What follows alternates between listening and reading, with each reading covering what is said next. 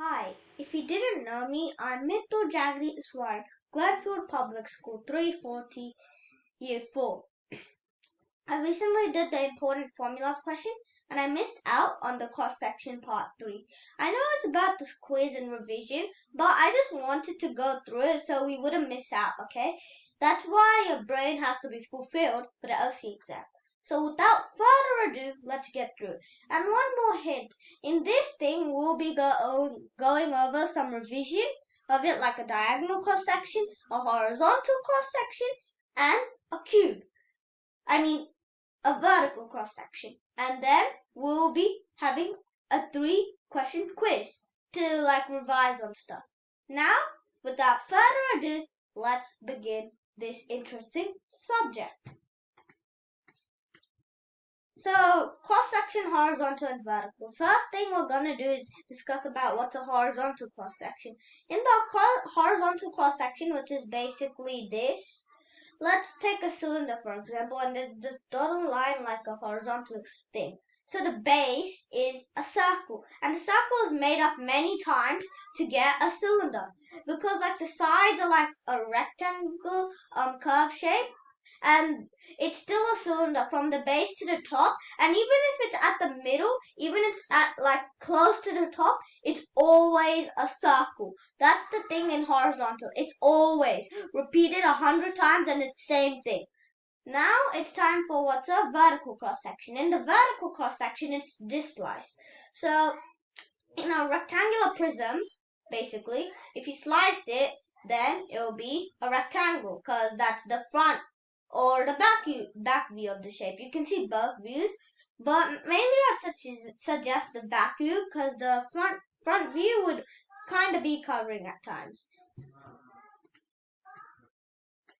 Now it's time for diagonal cross section. The diagonal cross section is basically the shape, but in a slanting way.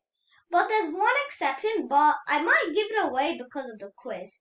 So let's take a cylinder, for example. I know I took the cylinder a few times, but let's take it again. We have 3 examples for this because we didn't go over thoroughly the last time. So the cylinder, if you cut through it in a diagonal axis, then it'll still be the ovalish or circular shape, but in a slanting way. Because it's a circle, as we know, that's why it will become an oval. Now let's say, a square-based pyramid. In that, it will probably be the base, which is a square. But the square will be like this. Do you know in a house, there's one part of it like a rectangle? Yeah, it'll be kind of rectangulish, but at the same time, it's like a square.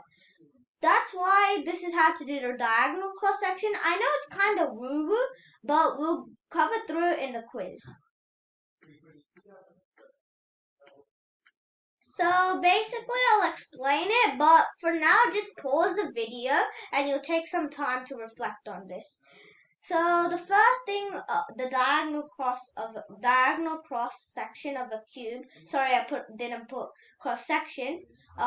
Is basically a cube but in a slanting way. That's it. So now it's a vertical cross section. A vertical cross section is like this.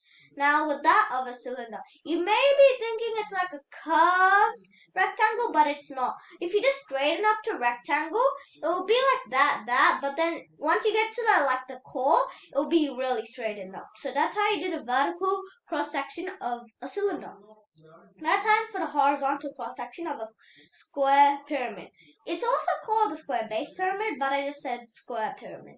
So now all you have to do is slice this up and it'll always be a square. It's kind of the always for the horizontal section as we covered. I know this lesson was kind of short, but I hope it kind of revised on cross section part 1 and cross section part 2. So please leave likes and comments and subscribe since it's my first time being a YouTuber. And if you have things I have to improve, please put down in the comments. And if you need some help, I'll kind of message you. Okay, thank you. Bye.